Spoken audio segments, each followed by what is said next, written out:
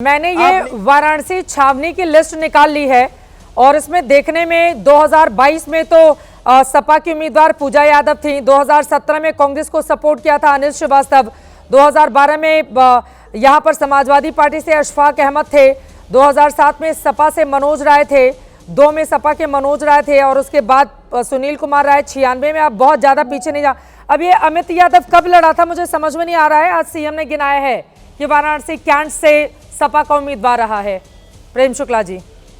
Cantt मुझे अगल बगल की सीट पे रहा होगा। संभवतः भी सीएम के पास अगर जानकारी है तो मुख्यमंत्री के पास जानकारी जो है वो गलत नहीं चाहिए। निश्चित तौर पर वाराणसी कैंट मिल जाए, वाराणसी किसी अन्य सीट से अमित यादव प्रत्याशी रहा होगा। ठीक है, मतलब विधानसभा का तो मुझे नजर नहीं आ रहा है छावनी, वाराणसी छावनी का ठीक है। लेकिन यहाँ पर प्रेम शुक्ला जी आपसे सवाल पूछा जाएगा ना, अगर सब कुछ बिल्कुल पूरी तरह पारदर्शी है, सारे आरोपियों के नाम सामने हैं, तो भाई फिर इस पर इतनी बहस क्यों हो रही है? जो लोग इसके लिए दोषी हैं पकड़कर जेल में डालिए, उनसे वसूली कीजिए। उन लोगों की हिम्मत कैसे हुई?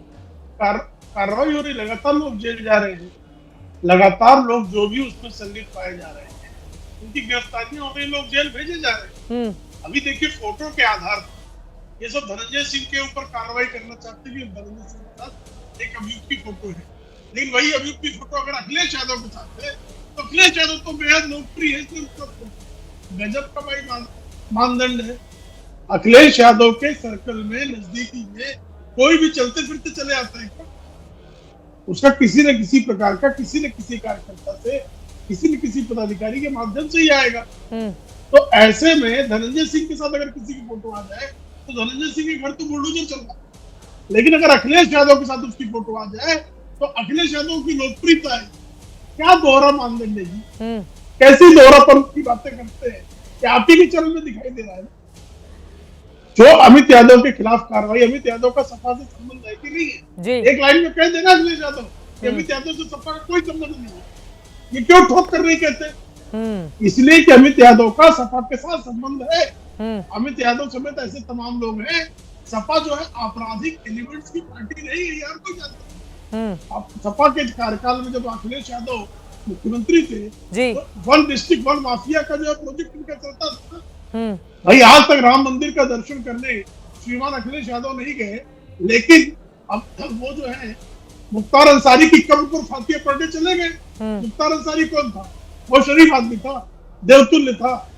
इनके यहाँ कोई बुजुर्ग था क्या मुसलमानों का कि उसके जो है कब्र पर फातिया पढ़ने जाना जरूरी था? मुख्तार अंसारी एक नंबर का जरायम माफिया था। उस माफिया को अखिलेश यादव के पिता श्रीमान मुलायम सिंह यादव अतीक अहमद के कुत्ते को सहलाने में कुछ थोड़ी तकनीकी दिक्कत, आपकी आवाज साफ पूरी तरह से नहीं आ पा रही है, थोड़ा डिप हो रहा है, आपकी आवाज थोड़ी डिप हो रही है। आशुतोष शर्मा जी जल्दी से आप पल्ला तो नहीं झाड़ पाएंगे ना कि अमित यादव समाजवादी पार्टी से उसका कोई ताल्लुक नहीं था?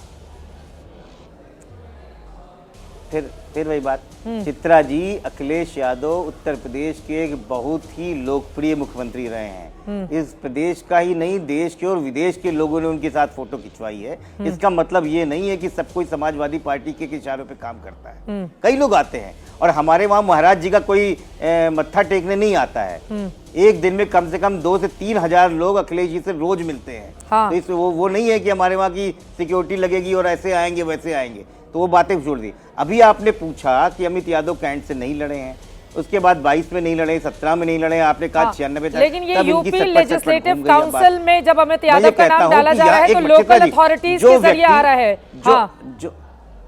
हालांकि पूरी डिटेल तो इसमें नहीं है। वो कह रहे हैं, प्रेम शुक्ला जी ने ये भी कहा है कि सीएम को पता होगा। जो व्यक्ति है जो पूर्व, चित्रा जी मेरी बात पूरी होने दीजिए तो बात जवाब दीजिएगा। जो व्यक्ति, हमारा यही कहना है, जो व्यक्ति पूर्व सांसद है, जो अपने आप को बताता है कि मैं बाहुबली हूं, जिसको आप लोग माफिया बाहुबली कहती हैं, वो कह रहा है कि मैं आलोक सिंह को भी जानता हूं, मैं अतुल सिंह को भी जानता हूं। आपकी भारतीय जनता पार्टी की इतनी हिम्मत क्यों नहीं हो रही कि जाके उससे पूछें?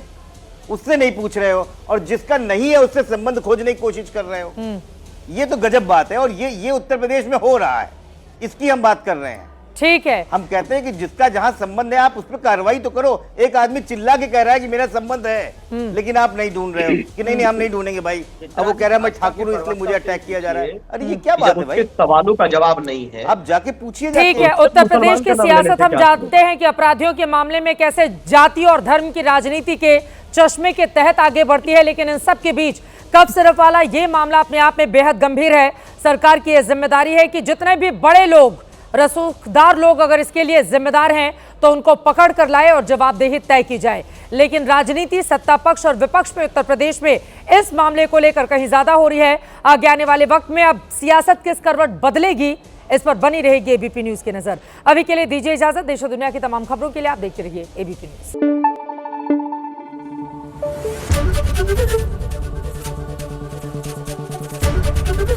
एबीपी न्यूज आपको रखे आगे।